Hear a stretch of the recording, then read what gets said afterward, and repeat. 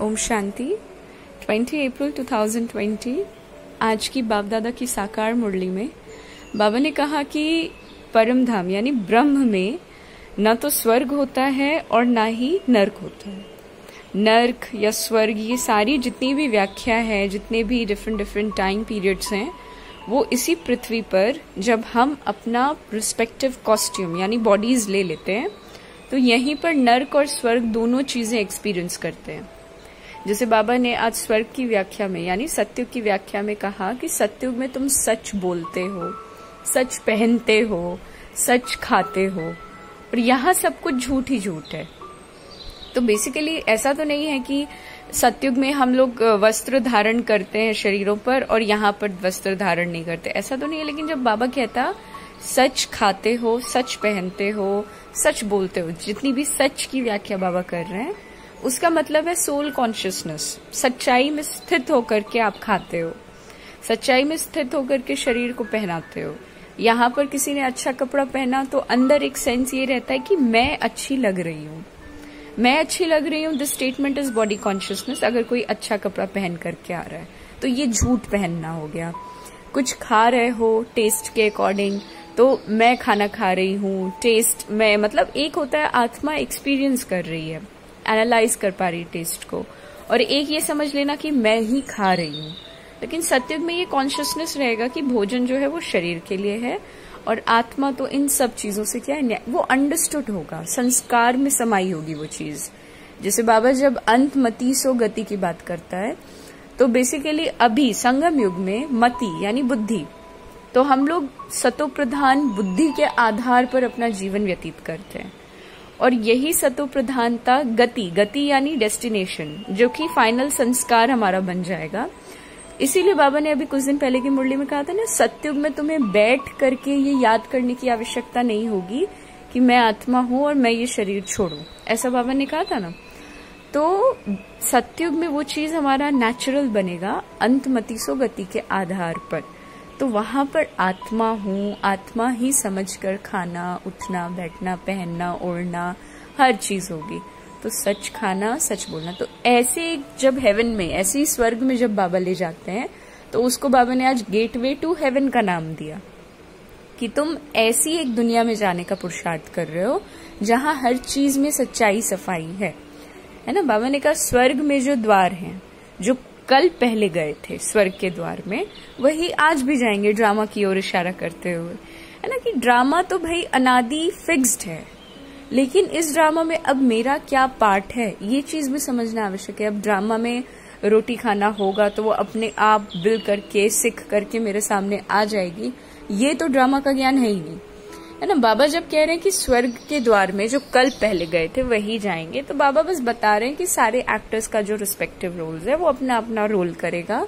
तो तुम्हें ईर्ष्या, द्वेष, कंपटीशन, कंपैरिजन, कोटेशन, क्वेश्चन की आवश्यकता नहीं है। जिसका जो पार्ट है वही प्ले करेगा। तुम्हारा पार्ट क्या है उस पर तुम्हारे को फोकस करना है।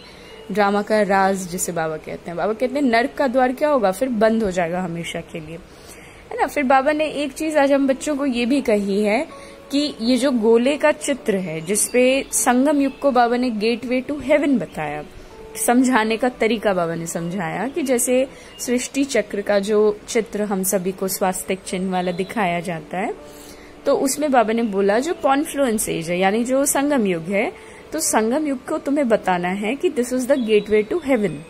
इससे क्रॉस करते हुए तुम हेवन में जाओगे, क्योंकि संगम युग पे बाबा तुम्हारा संस्कार को मोल्ड करने का काम करता है।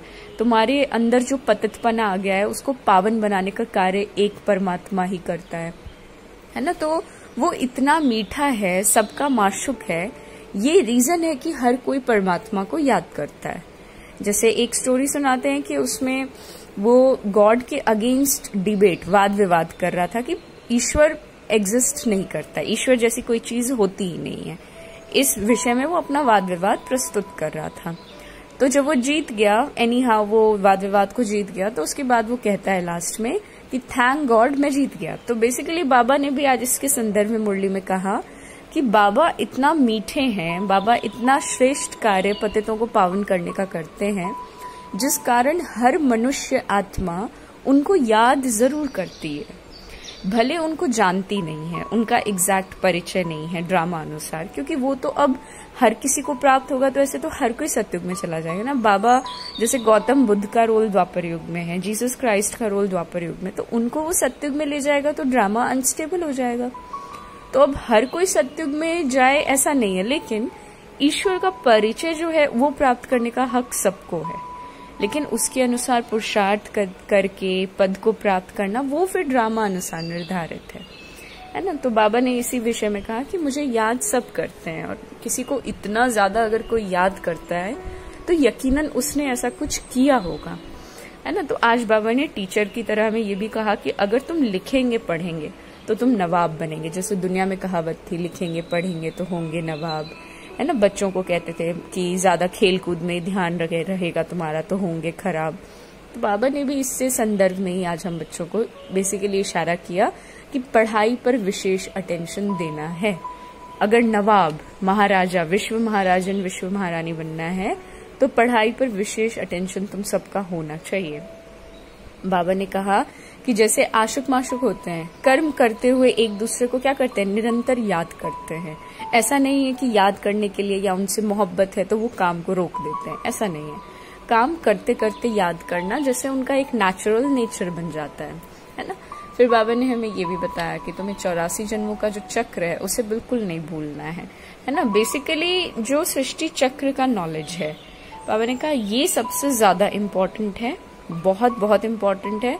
बाकी सारी चीजें तो विस्तार में है ही, लेकिन ये आत्मा, परमात्मा और त्रिमूर्ति का चित्र की बाबा ने बात की कि त्रिमूर्ति का चित्र हो गया, सृष्टि चक्र हो गया, ये सारी बहुत विशेष चीजें हैं जिन्हें तुम्हें बहुत अच्छे से समझाना ही समझाना है। बाकी सब तो डिटेल है ही, ज्ञान तो विस्तार में है ही। और पास विद ऑनर होने के लिए सभी सब्जेक्ट में इक्वल अटेंशन की बाबा ने बात की कि तुम्हारा इक्वल अटेंशन, डेडिकेशन सारे सब्जेक्ट्स में होना चाहिए, तभी पास विद ऑनर वाली जो चीज है, क्योंकि जो टॉपर होता है वो हर चीज में, हर एक सब्जेक्ट में अच्छा होता है ना। तो लक्ष्मी नारायण क्या है, वो टॉपर है ना। फिर बाबा ने बताया कि आपस में शीरखंड, यानी बहुत मिठास से रहोगे तो तुम ऊंच पद पाओगे, सीधी साफ सी बात है। और ये जो झाड़ है, बाबा ने कहा ये क्योंकि बहुत मीठा है तो इसमें कीड़े लगने के भी चांसेस बहुत ज्यादा हैं, खराबी आने की, विकारी ख्याल आने के चांसेस ज्यादा हैं, तो उनसे संभाल करनी है। और वरदान आज बहुत श्रेष्ठ बाबा ने दिया कि ये जो शुद्ध संकल्प का स्टॉक है, शुद्ध संकल्प एक शक्ति है जिसे the power of positive thinking भी कहते हैं। तो ये जो पावर ऑफ पॉजिटिव थिंकिंग है, इसका स्टॉक जितना जमा होगा उतना मनसा सेवा में एक सहज फीलिंग की अनुभूति होगी। जैसे मानो मनसा सेवा एक आपका नेचुरल चीज बन जाए, है ना। तो बाबा ने कहा कि अंतर्मुखी, इंट्रोवर्ट होकर के, अपने आप से बात करके तुम शुद्ध संकल्पों का जो स्टॉक है उसको जमा करो, क्योंकि वो एक बहुत पावरफुल चीज है। और मन से सदा के लिए जो ईर्ष्या द्वेष के संस्कार हैं उनको विदाई दो। तो ईर्ष्या द्वेष का जो संस्कार को विदाई वही दे सकता है जिसको ड्रामा पर अटल निश्चय हो, जो अपने पार्ट को दूसरे के पार्ट से कंपेयर ना करता हो, जिसके मन में मैं आगे जाऊं, मैंपन ना हो, जो ड्रामा को समझे, राज को समझे और अपने काम पर परमात्मा की शक्तियों की याद के आधार पर फोकस्ड रहे। ओम शांति।